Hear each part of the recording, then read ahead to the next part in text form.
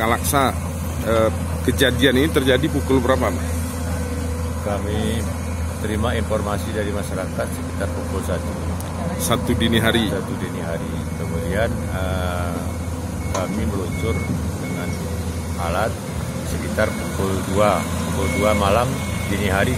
Kita sudah mulai pembersihan material hingga saat ini. Cuman karena longsornya agak panjang, sekitar 60 meter, kemudian ketinggian longsor sampai sekitar 10 meter, jadi agak susah. Cuman tadi malam kendala yang kita hadapi karena pada saat bekerja terjadi longsoran kembali.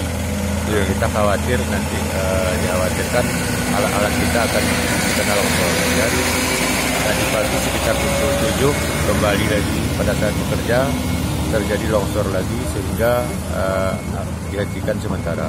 Insya Allah ini terus berlanjut sampai selesai.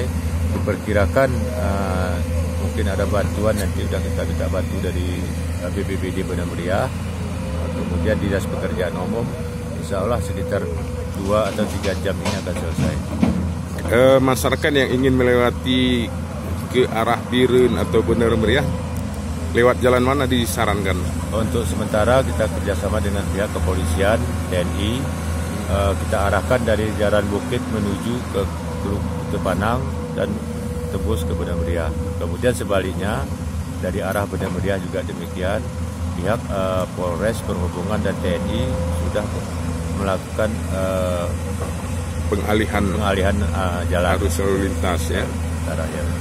Baik, terima kasih Pak Kalaksa. Terima kasih Pak, sama-sama.